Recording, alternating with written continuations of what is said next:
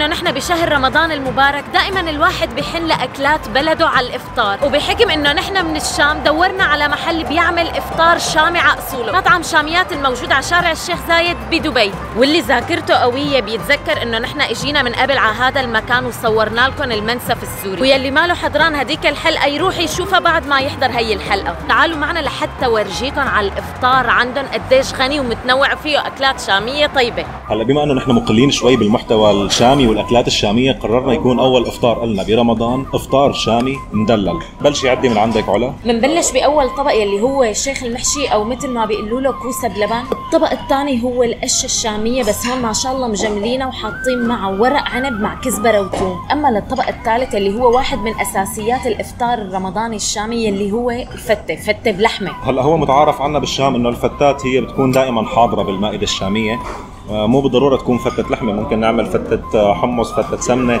فتة بزيت كمان، حتى فتات اي نوع فتة. لازم كل يوم يكون في نوع فتة على الاقل على المائده الشاميه. وبالجانب للفتات دائما بيكون في طبخه اساسيه.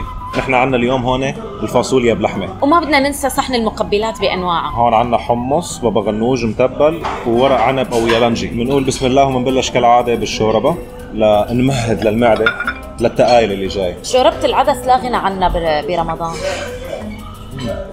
شو رايك نبلش بالفته ولا نبلش بالكوارع؟ انت تبلشيها تصاعدي ولا تنازلي؟ يعني من اتقل شيء لاخف شيء ولا؟ خلينا نبلش من الاتقل. من الاتقل، فلازم نبلش بالقشه. صحن المزاج والرواق. هذا الصحن خصوصي بعد ما طش عليه السمن البلدي مع الكزبره والثوم، انا ما عاد فيني استنى اكثر من هيك. محشيه بالرز واللحمه. نقول بسم الله. هي ثاني مره بس للعلم انا باكلها. نكهه الكزبره والثوم مع هي الاكله ما في داعي اقول لك شو رايي، يعني مبين قاعده عم باكلها. فعلا هي الاكله ملوكيه، مو بس ملوكيه، مو اي حدا بيقدر يعملها على الطريقه الصح. بس انا هون وهي الطعمه متحمس دوق ورق العنب معها، لانه هي الاكله بتنعمل لحالها. اول مره بشوفهم مجتمعين مع بعض. غمسها هيك بالحمض. هلا هي مسقسقه ومغمسه بكل شيء، ونحن بنعمل لها اضافه. يا عيني يا عيني.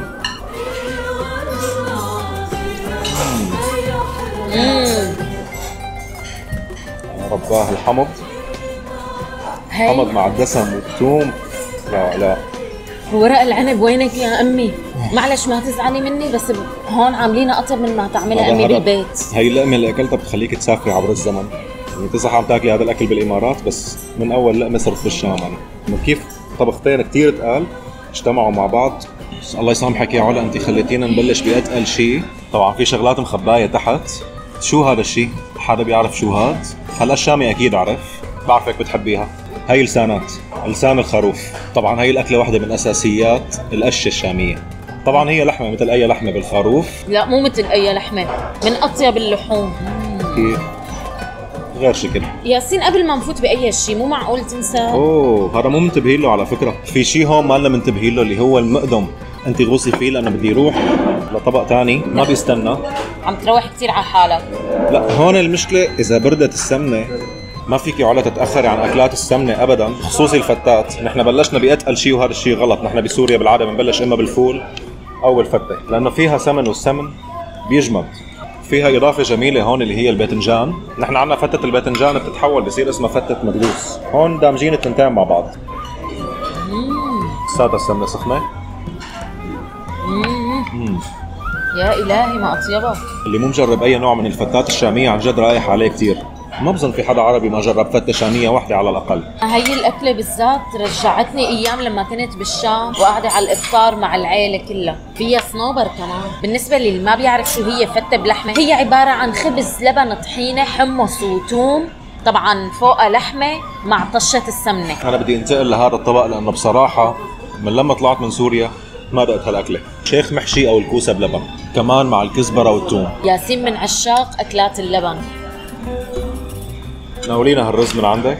طبعا واحدة من اساسيات هي الاكله ان الكوسه لازم يكون حجمه صغير، يعني اكبر شيء تكون بهذا القياس. وكمان اضافه الكزبره والثوم اول مره بشوفها بهي الاكله. ياسين شو بيكون محشي الكوسه بالعاده؟ الكوسه بنحشى لحمه مقليه يمكن مع بصل وصنوبر للي بيحب يدلل حاله، من جوا هيك بتكون.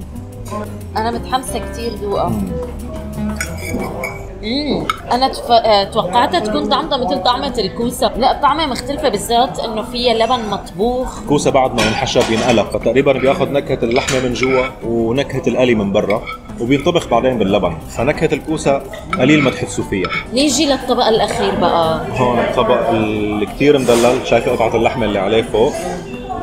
هذا طبق الفاصوليا باللحمه. اوه قطعه لحمه، بس ليك ما شاء الله قطعه اللحمه. كمان هي الاكله بيتاكل جنبها رز. هي الاكلات ما بتحسسك انك رايح على مطعم تاكل افطار بوفيه عادي، بتحس كانه امك قاعده طابخه هالاكلات. هي كلها اكلات طبخ منزلي. اللحمه لازم تكون مطبوخه لساعات طويله، ايه لحتى تطلع هيك مهتريه. غالبا كانوا عنا بسوريا يطبخوها بطنجره الضغط كرمال تستوي بسرعه وتطلع مهتريه بهالطريقه. بسم الله. وانا عم باكل تذكرت انه نحن وصغار لما كانوا اهلنا يطبخوا اي طبخات كنا نتذمر، نحب الاكل الجاهز، نحب الشاورما. هلا بعد ما كبرنا ونوعا ما عاد كثير اكلنا طبخ، لما عم ندوق طبخ كثير عم نحن لهديك الايام. فاللي لسه قاعد مع اهله ولسه اهله بيطبخوا له اكلات يشبع منها قد ما بيحسن، لانه اذا اجى يوم وانحرم من هي الاكلات كثير حيحس بحرقه قلب. فعلا ياسين حكيك صح، يعني انا بدور دواره على المطعم او المحل يلي بيعمل طبخ بيت، وما شاء الله هون بالمطعم مبدعين. انا طالما فتحت هي السيره وانا عم دوق هذا الطبق فمعناته المطعم واصل لمرحله جايب النكهه البيتوتيه على اصولها، لحتى انا عن جد من اول ما دقتها رجعت بذاكرتي لهديك الايام. كل مره بنغلط نفس الغلطه ياسين وبنترك المقبلات للاخر. للاخير. انا من عشاق المتبل الباذنجان المشوي. هون عندنا ورق العنب اليالنجي. ورق العنب اللي هون بالمقبلات غير ورق العنب اللي محطوط تحت القشه، هذا بزيت، هذاك بكل انواع الدسم. حموض الدبس الرمان. واحدة ثانية.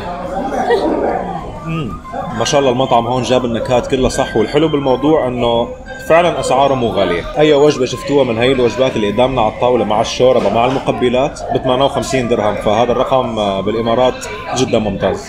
وبعد ما ختمنا الافطار تبعنا اجت هلا القطايف الملوكيه بالمكسرات. بعد ما عرفناكم على الافطار الشامي خبرونا بالكومنتات شو حابين نجرب افطار لبلد ثاني، واذا عجبتكم الحلقه لا تنسوا تعملوا لنا لايك وشير وسبسكرايب وتتابعونا على السوشيال ميديا على الانستغرام وعلى الفيسبوك وعلى التيك توك وعلى سناب شات. بنشوفكم الحلقات الجايه.